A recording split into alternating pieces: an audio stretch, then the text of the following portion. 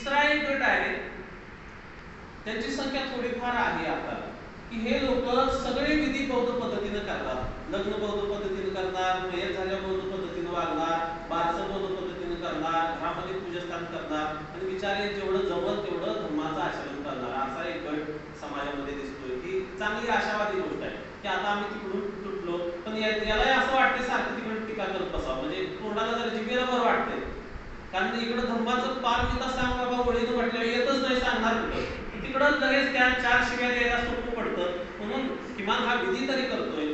चौथा गट एक असा आहे की तो दुसऱ्यानं काय केलं हे पाहत नाही, तो धर्माचं आचरण करतो, तो ध्यान शिबिर करतो, तो धर्माची प्रशिक्षण करतो, धर्माचा प्रचार प्रसार करण्यासाठी स्वतःला समर्पित करतो. त्याच्याकडे पाहिल्यावरती वाटतं की अरे बाबा हा धर्माचं आचरण करतो, कारण त्याच्या चेहऱ्यावर जास्त राग नसतोय, कारण डोळे असे लाल भडक झालेले नसतात, हा अतिशय शांत असतो. बुद्धाने जी क्रांती केली, सगळ्या तुम्ही 50,000 पानांचं साहित्य आपलं, त्यामध्ये कुठेही बुद्ध अस्वस्थ झालेले नाहीत, कुठेही बुद्ध रागावलेले नाहीत, कुठेही बुद्ध निराश झालेले नाहीत. जेवढी लोक त्यांना सापडली त्या लोकांपर्यंत त्यांनी धर्म पोहोचवला आणि यंत्रणा त्यांनी विकसित केली. मी तुम्हाला एक उदाहरण सांगतो, बुद्धांची पद्धत काय होती. व्यवस्थेला एक व्यवस्था आपल्याला नष्ट करायची आहे, तर त्या व्यवस्थेला शिवाय देऊन ती व्यवस्था नष्ट होणार नाही. लोकांच्या मनामध्ये त्या व्यवस्थेचे प्रतिबिंब बसलेले आहे. बाबासाहेबांनी असं स्पष्ट म्हटलेलं आहे की वैदिक धर्मशास्त्राचा पगडा, ते पवित्र आहेत असा पगडा लोकांच्या मनावरती बसलेला आहे. ते पवित्र आहे तत्वज्ञान किंवा ती वैदिक परंपरा पवित्र आहे अशी लोकांची धारणा झालेली आहे. आपल्याला काय करायचं आहे की लोकांच्या मनातून ती जी पावित्र्याची धारणा आहे ती नष्ट करायची आहे.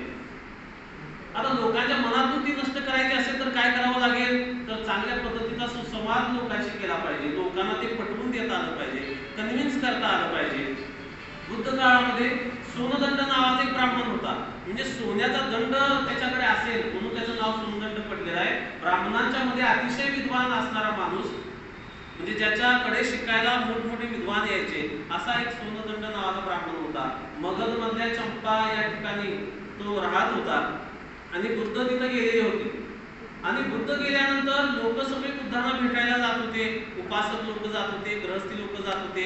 ब्राह्मणांच्या मध्ये पण खूप एक असा गट होता की सिद्धार्थ गौतम खूप चांगलं सांगतोय, आपण त्याला भेटून देऊया. एक गट असा होता की तो काय सांगतोय ते बघायला जाऊया, त्याचं काय आपल्याला स्वीकारायचं नाही. पण हा सोनदंड नावाचा जो ब्राह्मण होता तो अतिशय विद्वान असल्यामुळं त्याला सिद्धार्थ गौतम काय आहे, बुद्धिप्राप्त झालेला व्यक्ती काय आहे ते त्याला चांगलं माहित होतं. सगळे ब्राह्मण जात असताना तो म्हणतोय की मी पण येतो, मला पण सिद्धार्थ गौतमाला भेटायचे. आणि तेव्हा ती त्याची ब्राह्मण मंडळी म्हणतात तुम्ही येऊ नका, का तुम्ही इतके ज्येष्ठ आहात, तो सिद्धार्थ गौतम इतका तरुण आहे, तुम्ही त्याच्या भेटीला येऊ नका. पण हा त्याचा ऐकत नाही, मला पटवून देतोय कारण मला त्याला काय भेटायचंय, मला चर्चा करायची म्हणजे सिद्धार्थासोबत. आणि जातोय आणि गेल्यानंतर बुद्धांच्या सोबत त्याचा जो संवाद होतोय, भेटल्यानंतर बुद्ध स्वतः, म्हणजे जर सोनदंडानं अभिवादन केलं असतं तर त्याचा कमीपणा झाला असता, त्याच्याही मनात चलबिचल झालेली आहे की काय करायचं आता. बरेचदा एखादा वयस्कर माणूस असतोय पण अज्ञानी असतोय, एखादा लहान मुलगा असतो तो ज्ञानी असतोय. अशा वेळेला त्या वयस्कर माणसाला असं वाटतं की आपण कसं विचारायचं, आपण कशी शंका विचारायची. ते बुद्धाने त्या सोनदंडाच्या मनातलं जाणलं आणि बुद्धाने त्याला एक प्रश्न केला सगळ्या त्या भिक्षूंच्या समोर आणि सगळ्या ब्राह्मणांच्या समोर. साधारणतः 400-500 ब्राह्मण त्या सभेला होते आणि बौद्ध काळातला हा संवाद अतिशय महत्वाचा संवाद म्हणून त्याचा गौरव केला गेला. बुद्धाने प्रश्न विचारला की सोनदंड, ब्राह्मण्याच्या कसोट्या काय असतात ते तुम्ही मला सांगा. म्हणजे कुणाला सर्वश्रेष्ठ म्हणायचं, कुणाला ब्राह्मण म्हणायचं, ब्राह्मण म्हणजे श्रेष्ठ अशी धारणा त्या काळात होती. कुणाला श्रेष्ठ म्हणायचं, ब्राह्मण्याच्या कसोट्या काय असतात ते मला सांगा. आणि त्यावेळेला सोनदंड म्हणाला की ब्राह्मण्याच्या कसोट्या आहेत, मी तुम्हाला सांगतो. पहिली कसोटी, आई वडिलांच्याकडून तो व्यक्ती निर्दोष असला पाहिजे, 7 पिढ्यांकडून, म्हणजे वर्णसंकर झाला नाही पाहिजे. ब्राह्मण असेल तर ब्राह्मणच पती पत्नी, म्हणजे ब्राह्मणासोबतच संकर झाला पाहिजे. इंटरकास्ट इंटर रिलिजन असलं लग्न वगैरे नाही झालं पाहिजे, रक्तशुद्धी असली पाहिजे. दुसरी गोष्ट तो सोनदंड सांगतोय की तो वेदाचा पंडित असला पाहिजे, 3 वेदाचा पंडित. म्हणजे त्या काळामध्ये अथर्ववेद जो 4था वेद आहे त्याला मान्यता नव्हती. 3 वेद 3च वेद होते, त्या 3 वेदांना मान्यता होती. त्या 3 वेदाचा तो पंडित असला पाहिजे. तिसरी गोष्ट सांगितली की त्याचं रूप सुंदर असलं पाहिजे, म्हणजे तो देखणा असला पाहिजे. आता हे देखणे असण्याचे परिमाण आहेत बघा. गोरा गोपटा असला पाहिजे, उंच असला पाहिजे, तेव्हा आपण त्याला देखणा म्हणतो. म्हणजे त्यांनी जी आपल्याला ओळख दिली त्या ओळखीवर आपण खुश आहे. निसर्गतःच आपण काळे आहोत, मूलनिवासी आहोत, आणि त्या काळे असण्याचा, मूलनिवासी असल्याचा आपल्याच लोकांना हे वाटतंय, काहीतरी कमीपणा वाटतोय. ती त्यांनी सांगितलेलं होतं की त्याचं रूप सुंदर असलं पाहिजे. आणि चौथी गोष्ट ते म्हणतायत तो शीलवान असला पाहिजे. आणि पाचवी गोष्ट सांगतायत सोनदंड की तो पंडित असला पाहिजे, प्रज्ञावान असला पाहिजे. बुद्धांची शैली कशी आहे बघा. बुद्धांना जे मांडायचं आहे, जे करायचं आहे तेच ते करतात, फक्त शैली अशा पद्धतीची होती. त्यांनी सोनदंडाला उलट प्रश्न केला की सांगा महाराज, म्हटले या 5 गोष्टींमधली कुठली एक गोष्ट काढली तरी सुद्धा तो श्रेष्ठ ठरेल, तरी सुद्धा तो ब्राह्मण ठरेल. तेव्हा सोनदंड म्हणाले की त्याचं रूप सुंदर नसलं तरी चालेल, तो देखणा नसला तरी चालेल, पण आई वडिलांच्याकडून शुद्ध असला पाहिजे, वेदांचा पंडित असला पाहिजे, शीलवान असला पाहिजे आणि प्रज्ञावान असला पाहिजे. पुन्हा बुद्ध म्हटले आणखी एखादी गोष्ट कुठली काढायची, तर त्यावेळेला ते म्हटले की वेदांचा अभ्यास जरी केला नसला तरी पण चालेल, पण आई वडिलांकडून शुद्ध म्हणजे जात शुद्ध असली पाहिजे, त्याचा वर्ण शुद्ध असला पाहिजे, शीलवान असला पाहिजे आणि पंडित असला पाहिजे.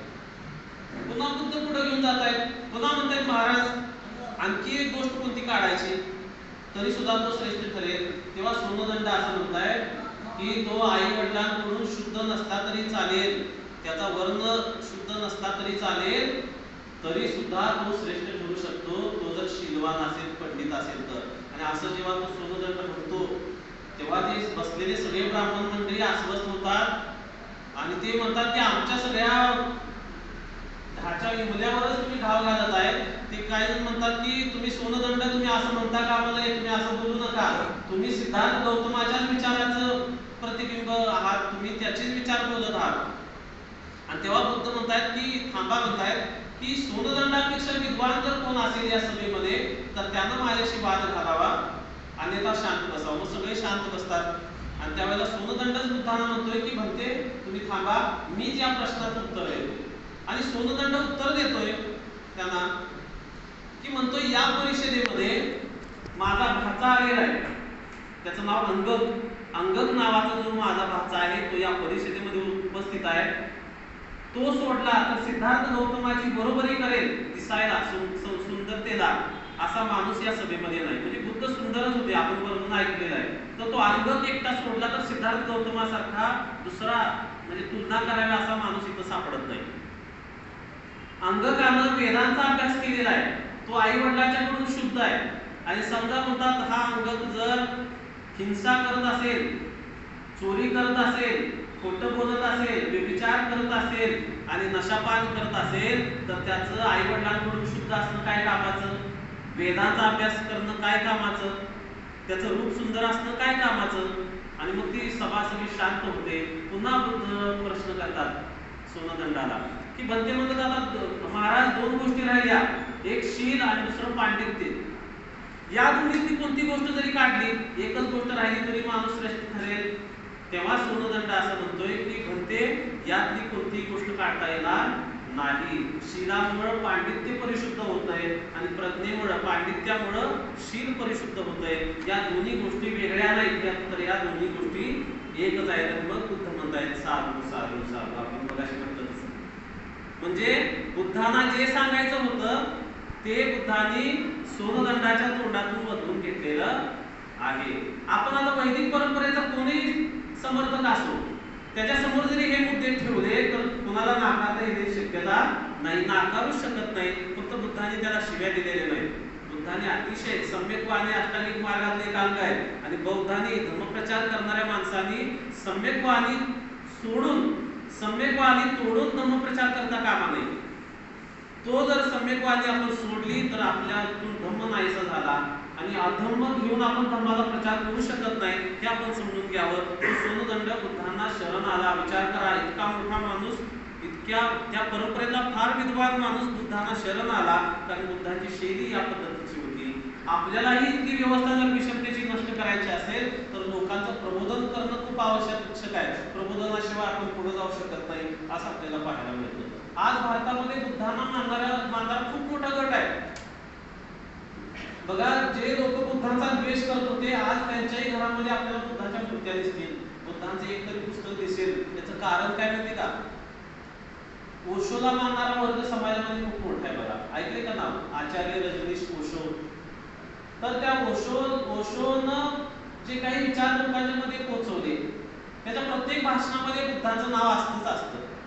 धम्मपदावर तर 12 खंडामध्ये त्यांनी लिहिलेलं आहे. युट्यूबला तुम्ही गेला तर ओशोनं इतकं बुद्धांवरती बोललेलं आहे. सगळ्या धर्मसंस्थापकांना ओशोनं झोडपून काढलेलं आहे. सर, कुणाला सोडलं नाही. पण बुद्धांच्या बाबतीत मात्र ओशो अतिशय गौरवानं उद्गार काढलेले आहेत. तर ओशोला जो मानणारा गट आहे जगातला आणि भारतातला, ते लोक बुद्धांना मानतात पण आचरणात बुद्धांना मानतात पण व्यवहारामध्ये जुन्या रूढी परंपरा आहेत जशाच्या तशा आहेत. दुसरा एक फार मोठा समूह आपल्याला दिसतो, आचार्य गोयंका गुरुजींच्या विपश्यनेला जाणारा. 10 दिवसाची शिबिर, 1 दिवसाची शिबिर, 20 दिवसाची, 30 दिवसाची, 50, 40 दिवसाची, 45 दिवसाची, 60 दिवसाची शिबिरे करत राहतात लोक आणि बुद्धांना आत्मसात करण्याचा प्रयत्न करतात. पण आपण जसं म्हटलं की नॉन बुद्धिस्ट जे लोक आहेत ते बुद्धांना मानतात पण व्यवहारामध्ये मात्र त्याच जातीमध्ये राहतात, त्याच धर्मामध्ये राहतात, त्याच परंपरेमध्ये राहतात. हळूहळू आतून थोडंसं परिवर्तन होत आहे. आचरणाच्या बाबतीत परिवर्तन झालेलं आहे पण व्यवहारामध्ये दिसणारं परिवर्तन आपल्याला दिसत नाही असं आपल्याला पाहायला मिळतं. तिसरा एक महत्त्वाचा समूह आहे जो पूर्वीपासून बौद्ध आहे. तो 1956 ला बौद्ध झालेला नाही आहे. तिथं जन्म घेतलेला प्रत्येक माणूस बौद्धच होतोय. आसाममध्ये जे बौद्ध आहेत, दार्जिलिंगमध्ये जे बौद्ध आहेत, तिबेटमध्ये जे बौद्ध आहेत, सिक्कीममध्ये जे बौद्ध आहेत, पूर्वीपासून म्हणजे या देशातून पूर्णपणे धर्म नष्ट झालेला नाही आहे. तिथं आजही 2500 वर्षापासून लोक जिवंत आहेत. तिथला धर्म नष्ट झालेला नाही. पण तिथं जन्माला येणारा प्रत्येक मनुष्य बौद्ध म्हणून जन्माला येतोय. तिथल्या रूढी परंपरा त्यांना स्वप्न सुद्धा बौद्ध पद्धतीची पडतात. प्रत्येक परंपरा इथं जसं हिंदू लोक असतात, वैदिक लोक असतात, तशा पद्धतीनं ते बौद्ध लोक आहेत. म्हणजे सगळ्या परंपरेमध्ये काही गोष्टी आपल्याला खटकतील पण सगळं जीवन बुद्धमय आहे त्यांचं. असा एक गट आपल्याला, असा एक समूह दिसतो. आणि एक समूह जो आहे तो आपण जो आता विषय घेतलेला आहे तो 1956 नंतर धर्मांतर ज्यांनी केलेला आहे तो एक मोठा समूह आहे. आपल्या वाणीमध्ये बुद्ध आहे, करणीमध्ये थोड्याफार प्रमाणामध्ये बुद्ध आहे पण कायदेशीररित्या आपण बौद्ध नाही आहोत. कायदेशीररित्या रेकॉर्डली अजूनही आपण नॉन बुद्धिस्टच आहोत, अबौद्धच आहोत. पण आपल्याकडे एक क्षमता आहे. हे जे आंबेडकरी लोक आहेत ते आक्रमक आहेत, अग्रेसिव्ह आहेत धर्मप्रचाराच्या बाबतीत. यांना असं वाटतं की बाबासाहेबांनी जे नव्या पद्धतीचं ढाचा दिला बौद्ध धर्माचा तोच सर्वश्रेष्ठ आहे, तो घेऊन आम्ही पुढे जाणार आहे. अशा प्रकारचे बौद्ध आपण राहतात. मग आपली आता जबाबदारी काय आहे? ओशोला मानणारा जो वर्ग आहे त्याच्यापर्यंत बुद्ध गेलेला आहे, त्याच्या घरात बुद्धांची पुस्तकं आहे, त्याच्या घरात बुद्धांची मूर्ती आहे, बुद्धाचं नाव घेतलं तर त्याच्या कपाळावरती आट्या येत नाही, उलट तो आनंदानं स्वीकारतोय. अशा लोकांना काही बुद्धाची पुस्तक भेट देऊया, त्यांना कधीतरी कार्यक्रमाला आपल्यासोबत बोलूया. जे लोक विपसनेला जातात, खूप चांगलं आचरण करतात, त्यांनाही आपल्या कार्यक्रमांना बोलवूया, त्यांच्या कार्यक्रमाला आपण जाऊया. कारण तिथं बुद्ध पोहोचलेला आहे, त्यांच्याशी आपण समन्वय साधूया. त्यांना आपण शत्रू मानायचं नाही आहे कारण ते बुद्धांना स्वीकारत आहेत, कोणत्याही पद्धतीने स्वीकारत आहेत. पण बुद्धांची एंट्री तिथं झालेली आहे. आज नाही उद्या ते आपल्यासारखी बनतील अशी एक आशा आहे. जे पारंपरिक बौद्ध आहेत ते काय फारसे आपल्याला दिसत नाही कारण तिबेटीन लोक पण आपल्या इथं नाही आहेत. पण जिथं जिथं ते आहेत, तिबेटीन आहेत, दार्जिलिंग मधले आहेत, आसाम मधले आहेत, सिक्कीम मधले आहेत, त्यांच्याशी आपण कनेक्शन करणं खूप आवश्यक आहे. मध्यंतरी लॉकडाऊन मध्ये आम्ही धम्मचर्चा नावाचा एक ग्रुप काढला. तिबेटच्या 2 लामांना आम्ही मार्गदर्शनासाठी बोलवलं होतं आणि ते बोलता बोलता ते लामा काय म्हणाले की तुम्ही लोक आमच्यापासून अशी खटकून राहता, आमच्यापासून अशी दूर राहता, म्हणजे तुम्ही आम्ही एक आहोत असं तुम्ही मानत नाही. आमच्याकडे एखाद्याला प्रश्न विचारला होता की तिबेटियन बौद्ध धर्म कसा आहे, तर ते काय म्हटले माहिती का, हे तिबेटियन बौद्ध धर्म, चायनीज बौद्ध धर्म, थाई बौद्ध धर्म असलं काही नसतं म्हटले. बौद्ध धर्मच असतो, तो तिबेटियन वगैरे काही नसतो. फक्त तिथल्या प्रथा परंपरा त्यामध्ये येतात, तिथले कपडे, तिथलं खाणं पिणं हे सगळं वेगळं असतं. पण बौद्ध धर्मात तिथली लोक अष्टांगिक मार्गाचं पालन करतात, तिथली लोक 22 याचं पारमितेचं पालन करतात, तिथले लोक पंचशिलाचं पालन करतात, तेही आनापानसतीचं ध्यान करतात, तेही मैत्री भावनेचं ध्यान करतात, तेही विपස්සनेचं ध्यान करतात. धम्माचा जो गाभा आहे तो सगळीकडे समान आहे हे त्यांनी सांगितलं. आपण त्यांच्याशी चर्चा केली पाहिजे, त्यांच्याशी जाऊन भेटलं पाहिजे. इथं कर्नाटकामध्ये मुदगोंडला त्यांची लांबांची वस्ती आहे. आपण त्यांच्यासोबत त्यांच्या जवळ गेल्याशिवाय बाबासाहेब तिथं जाणार नाही. कसे जातील सांगा?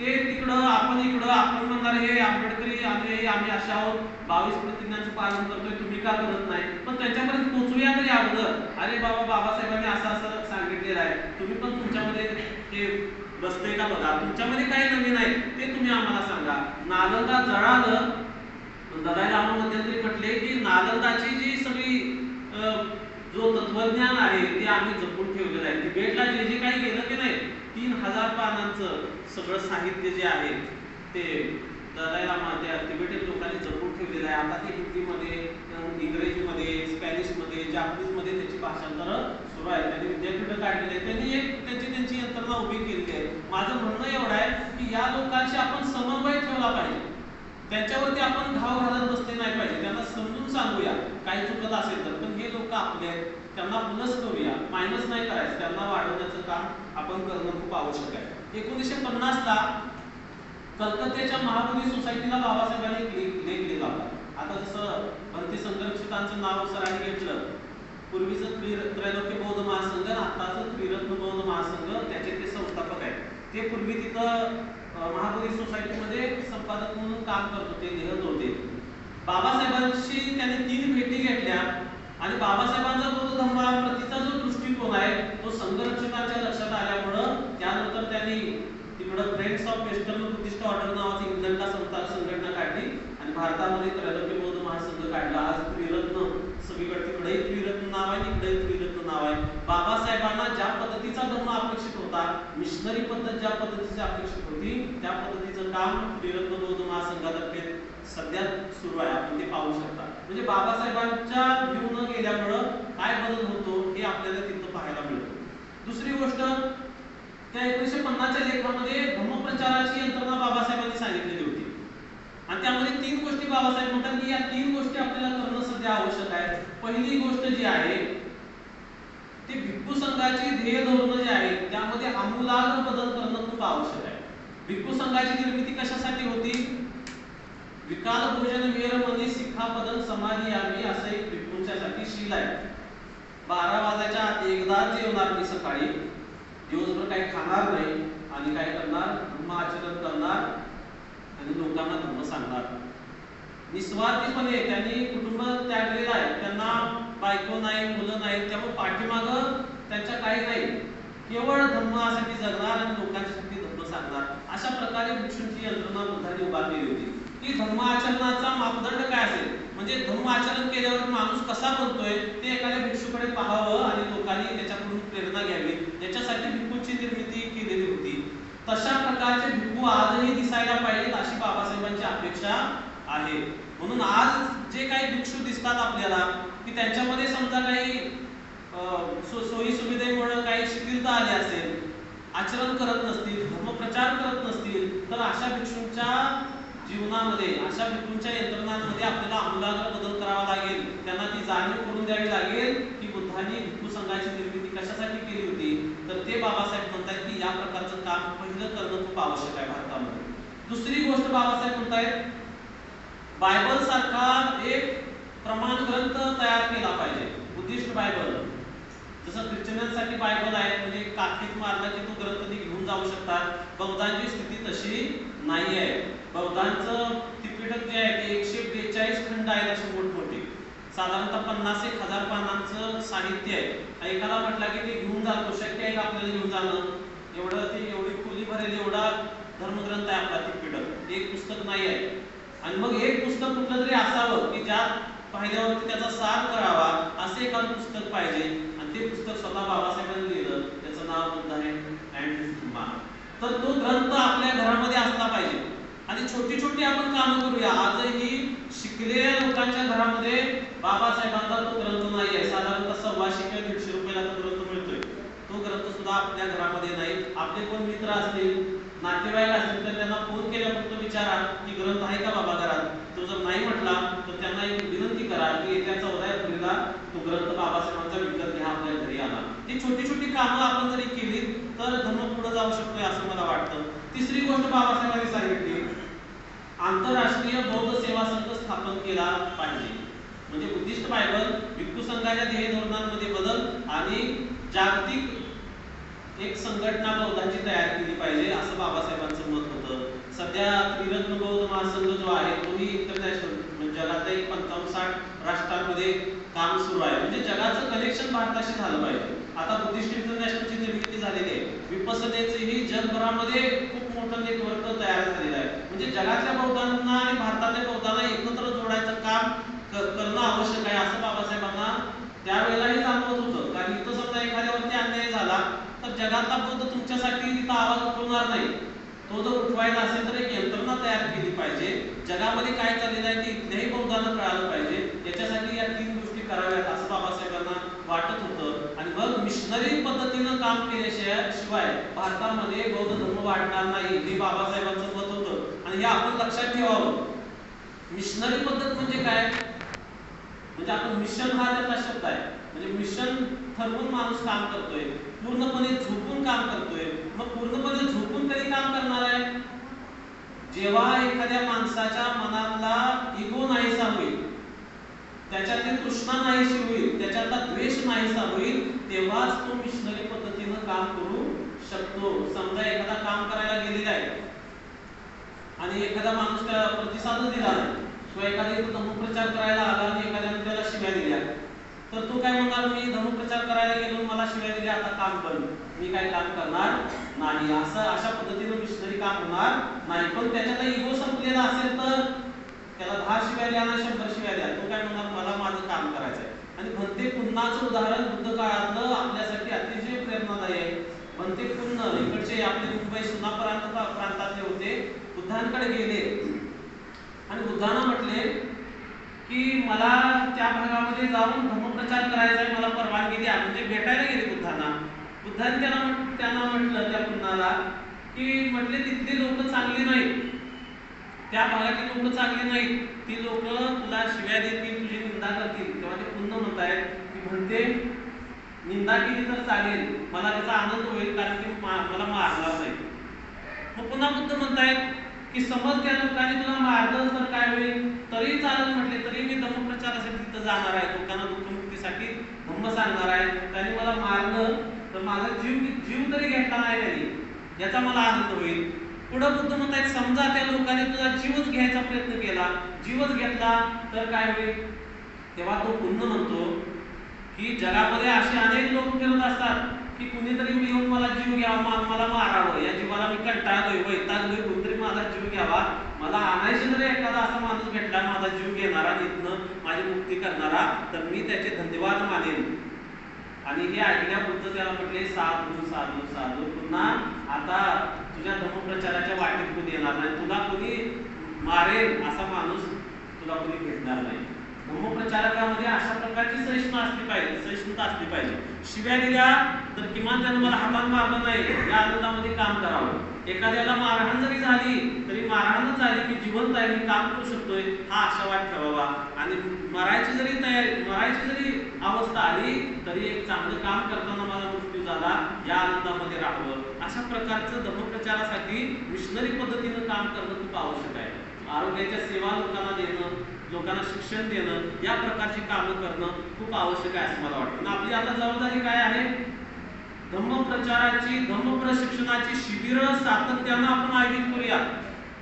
भाषणांपेक्षा वर्कशॉप आयोजित करूया. भाषणानं फक्त तुम्हाला प्रेरणा मिळेल, अरे बाबा खूप चांगला वक्ता बोलला, आता प्रेरणा मिळेल, पण घरी गेल्यावर तुम्हाला बुद्धपूजा येणार नाही, तुम्हाला आनापानसतीचं ध्यान येणार नाही, तुम्हाला पारमिता कशा असतात, कसं आचरण करायचं हे समजणार नाही. त्यासाठी प्रशिक्षण आणि इतर जो पैसा आपण कोट्यावधी खर्च करतोय की नाही, 10,000 50,000 1 लाख डॉलरला, त्या 10,000 मध्ये 50,000 मध्ये निवासी प्रशिक्षण होऊ शकतील.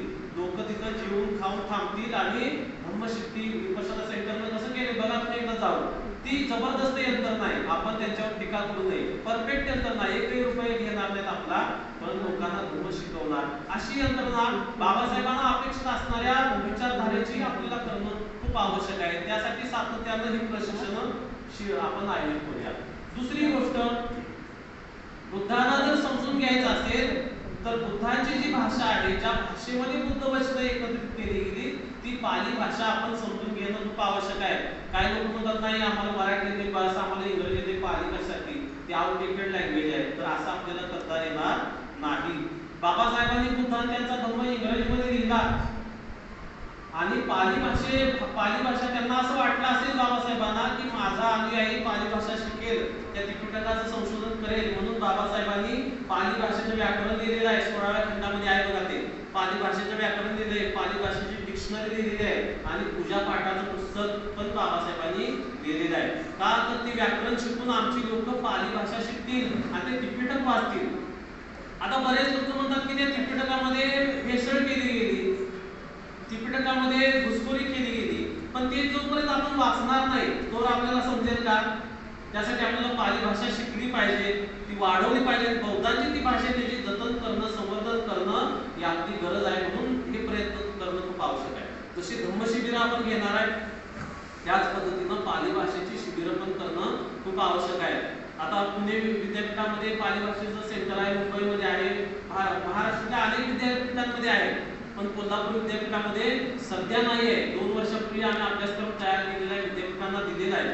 पण आपली जी इच्छाशक्ती आहे ती तिथं लागली पाहिजे. आपण विद्यापीठालाही सांगितलं पाहिजे की पाली भाषेचा सर्टिफिकेट कोर्स तुम्ही सुरू करा. म्हणजे आपले जे बौद्धाचार्य आहेत, धम्मचारी आहेत, भिक्षू आहेत, त्या भिक्षूंना आपण ज्या काही गाथा म्हणतोय ते काय म्हणतोय ते तरी लक्षात येईल की नाही.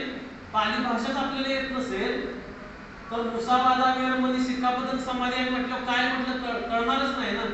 पण ती येत असेल भाषा तर म्हणतानाच त्याला कळेल. मुसावादा म्हणजे खोटं बोलणं, वेरमणी आयुक्त राहणं, सिक्खापद या शिक्षापदाचं, समाधी आहे मी स्वीकारतो, ते म्हणता म्हणता आपल्या लक्षात येईल. नाहीतर तुकाराम महाराजांनी म्हटले तसं अर्थेविन पाठांतर कासया करावे, व्यर्थची मारावे भूकुनिया. अर्थच नाही तर पाठांतर केलं तर भूकूनच व्यर्थच आपण मरणार आहे. तसं होऊ नये म्हणून आपल्याला पाली भाषा शिकली पाहिजे. आपण ते शिकण्यासाठी कशी यंत्रणा आपण निर्माण करणं आज ही आपली जबाबदारी आहे. त्यानंतर जी गोष्ट, छोट्या बँका, आता निधी बँका तयार केल्या जात आहेत बघा. छोट्या बँका, शाळा, कॉलेज, विद्यालय स्थापन करणं खूप आवश्यक आहे. तिथून प्रचाराची यंत्रणा आपल्याला राबवता येईल. पण जितकी आपली आता ऐपत आहे, जितकी आपली कपॅसिटी आहे त्या प्रमाणामध्ये आपण करणं खूप आवश्यक आहे. किमान या हॉलमध्ये धम्मवर्ग तरी आपण घेऊ शकतो, संस्कार वर्ग घेऊ शकतो. समजा एखादा मध्ये आपल्याला कॉलेज काढता येत नाही, विद्यापीठ काढता येत नाही, पण तो लांबचा टप्पा आहे, पण छोटा टप्पा तरी आपण पूर्ण करू शकतोय. काहीच न करण्यापेक्षा काहीतरी करण्यासाठी आपण प्रयत्न केले पाहिजेत. निराशावादी होऊन चालणार नाही. आता आमची सत्ता नाही, आता असं आहे, आता तसं आहे, ते सगळं जे काही असेल ते असो. आज आपण जिवंत आहोत तर आपल्याला जे काम आपल्याला जमतं ते काम आपण करणं हे आपलं कर्तव्य आहे. तर आपण धर्म चांगल्या पद्धतीने वाढवू शकतो. दर रविवारी बिहारामध्ये जाण्यासाठी बाबासाहेबांनी आपल्याला सांगितलेलं होतं, पण आपले लोक बिहारामध्ये जात नाहीत. लोक मला बिहारात जावं, ते पंचशील म्हणून काय होणार आहे, तर पंचशील म्हणूनच क्रांती होते, बिहारात जाऊनच क्रांती होते. बिहारामध्ये जाऊनच आपल्याला संघटना बांधता येईल, बिहारात जाऊनच आपल्याला प्रशिक्षित होता येईल. म्हणून दर रविवारी बिहारामध्ये जाणं खूप आवश्यक आहे. पूर्वीच्या काळी लेण्या दिसत नव्हत्या, आता हळूहळू एक एक लेणी प्रकाशात येत आहे. पण त्या लेण्यांच्या पर्यंत आपण गेलो नाही, लेण्यांवरती आपण पोहोचलो नाही, म्हणून इतर धर्माचे देवी देवता त्या लेण्यांमध्ये बसवल्या गेल्या.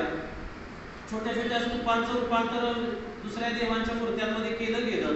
पण आता आपण जागृत आहोत, आता आपण सुजाण आहोत. आपण ठरवलं पाहिजे की महिन्यातून एकदा न चुकता जवळच्या लेणींवरती जाणारच. पोहळ्याला जाणार, पन्हाळ्याला जाणार, मसाई पठारला जाणार, जिथं जिथं लेणी आहेत तिथं आम्ही जाणारच, हा निश्चय आपण केला पाहिजे. अधिक वेळ मिळाला तर अजंठ्याला, कारल्याला, भाज्याला जाऊया ना. हे पैसे असेच वाया जातात.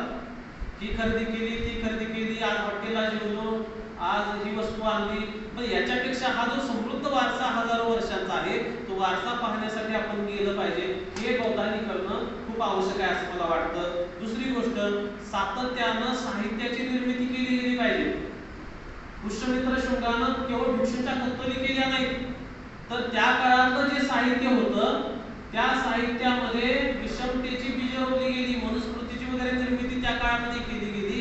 रामायण महाभारत पण त्या काळामध्ये जे होतं त्यामध्येही घुसखोरी करून त्यामध्येही प्रक्षेप करून जितकं जास्त विषमतावादी बनवता येईल तितकं जास्त विषमतावादी बनवण्याचं काम त्यांनी केलेलं आहे. म्हणजे सगळ्याच अंगाने विषमता पेरायचं काम केलं. आपल्यालाही सगळ्याच अंगाने समता पेरण्याचं काम करण्यासाठी छोट्या छोट्या पॅम्पलेट असतील, छोटी पुस्तकं असतील, जे जे काही गुण आहे ते लिखित स्वरूपातलं साहित्य प्रकाशित करण्याची यंत्रणा आपण उभी केली पाहिजे.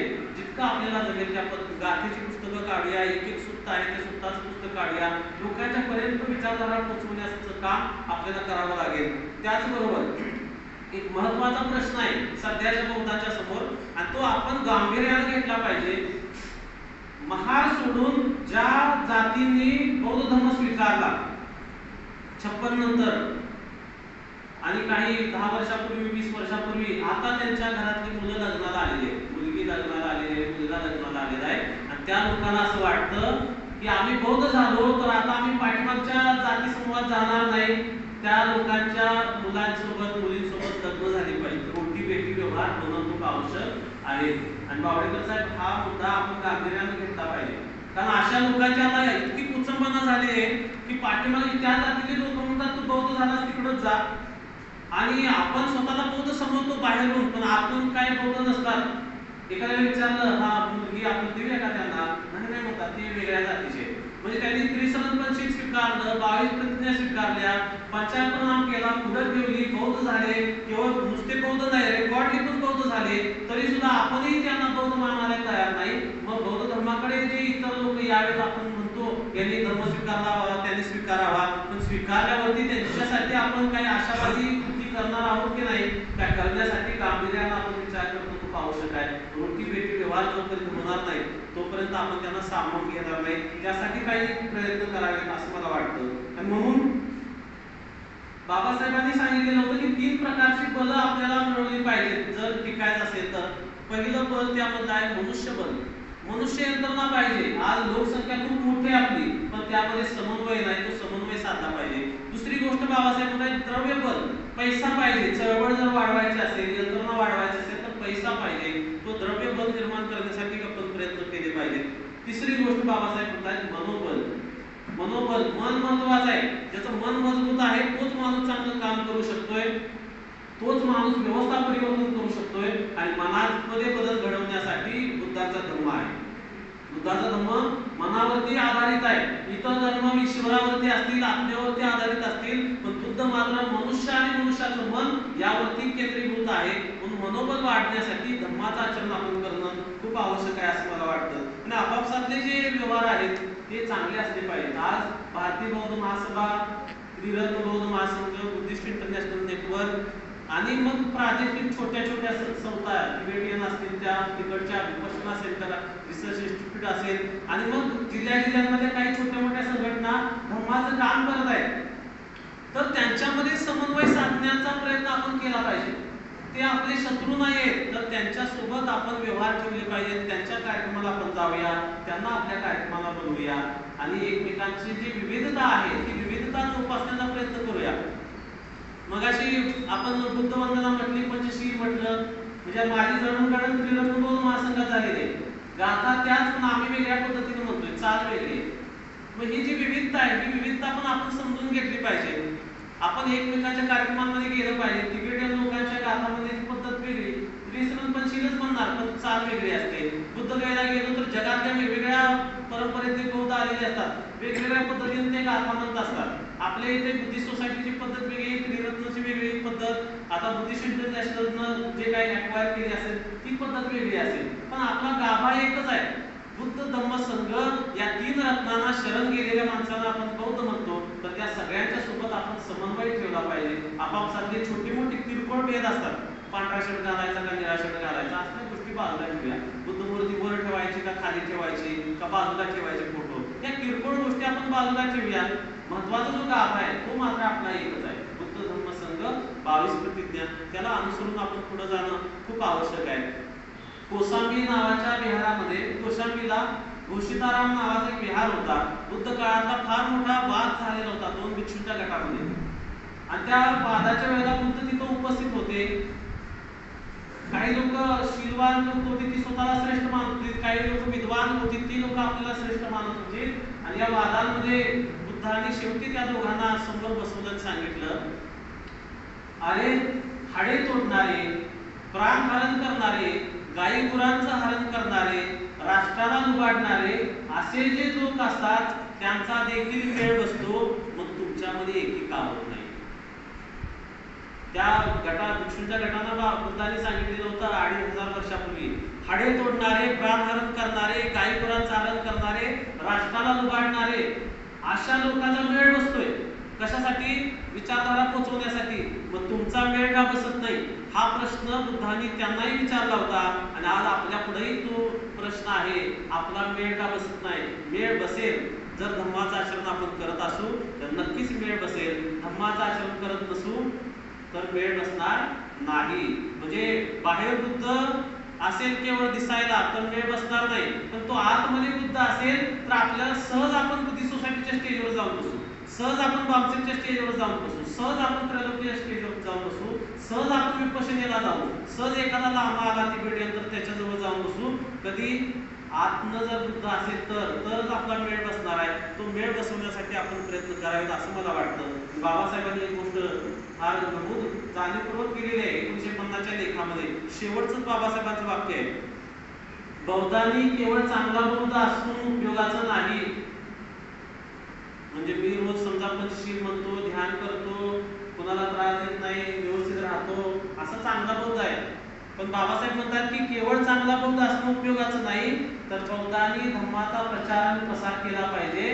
कारण धम्माचा प्रचार प्रसार करणं हीच खरी मानव सेवा आहे.